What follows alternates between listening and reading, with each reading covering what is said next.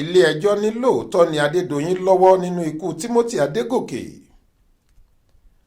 Béèyàn bá ju abẹ́rẹ́ sílẹ̀, kétékété ni yóò máa gbọ́ ohùn abẹ́rẹ́ náà nílé ẹjọ́ gíga kan tó wà ní agbègbè Òkè-Fíà nílùú Òṣogbo nípínlẹ̀ Ọ̀ṣun, níbi tí ìdájọ́ lórí àwọn tí wọ́n fẹ̀sùn kàn nípa ikú Timothy Adegoke, ọmọkùnrin akẹ́kọ̀ọ́ fásitì Ifẹ̀ tí wọ́n pa sí òtẹ́ẹ̀lì Hilton tó jẹ́ ti Rahman Adedoyin ti ń wáyé lọ́jọ́ Ìṣẹ́gun Túsídẹ̀ẹ́ 30 oṣù karùn-ún ọdún yìí.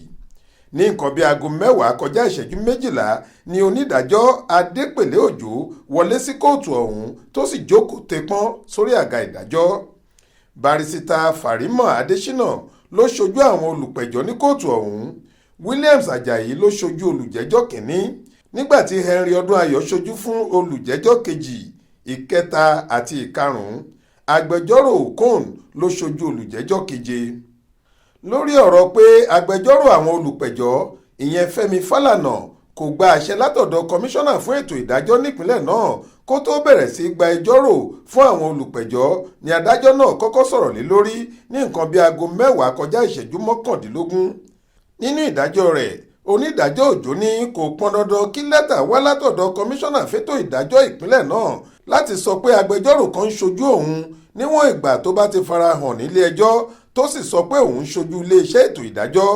Adájọ́ yóò gbà á níwọ̀n ìgbà tí kò bá ti ṣe nǹkan tí kò tọ́. Ó ní Fálànà àti agbẹjọ́rò tó bá wá láti ọ́fíìsì rẹ̀ lágbára láti gba ẹjọ́rò fún olùpẹ̀jọ́ tí kò sì sí ẹni tó máa yẹ̀ wọ́n lọ́wọ́ ẹ̀ wò.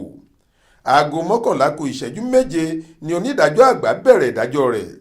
Àwọn olùpẹ̀jọ́ pé ẹlẹ́rìí 8. Lára ẹ̀sùn tí wọ́n fi kan àwọn olùjẹ́jọ́ ní ìgbìmọ̀pọ̀ láti hùwà búburú, pípa Adégòkè, híhùwà búburú sí òkú ọmọkùnrin náà, gbígbé mọ́tò Hilux tí wọ́n fi gbé òkú Adégòkè sọnù sá lọ sí Àbújá, ìgbìmọ̀pọ̀ láti búra, ìgbìmọ̀pọ̀ láti jí fóònù, ẹ̀rọ alágbélétan àti pọ́ọ̀sì Adégòkè, ìgbìmọ̀pọ̀ láti gbé ìgbésẹ̀ tí yóò fi dàbí ẹni pé Adégòkè kò sùn sínú òtẹ́ẹ̀lì wọn àti bẹ́ẹ̀ bẹ́ẹ̀ lọ.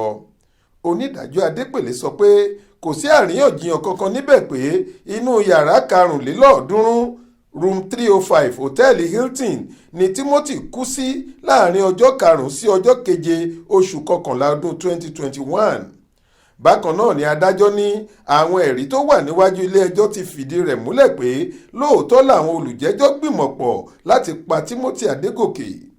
Síwájú sí i, ẹ̀rí tún fi hàn pé dókítà Rahman Adedoyin wà nínú òtẹ́ẹ̀lì lọ́jọ́ tí Timothy dàwátì. Òun ló sì sọ fún ọ̀kan lára àwọn òṣìṣẹ́ rẹ̀ pé kó sọ fún ọlọ́pàá pé Timothy kò sùn sọ́dọ̀ àwọn, bẹ́ẹ̀ lòun gan kò sì ní àwíjàre kankan lórí eléyìí, èyí tó túmọ̀ sí pé òun náà gbà pé lóòótọ́ ni gbogbo nǹkan táwọn òṣìṣẹ́ rẹ̀ sọ nípa ẹ̀sùn náà.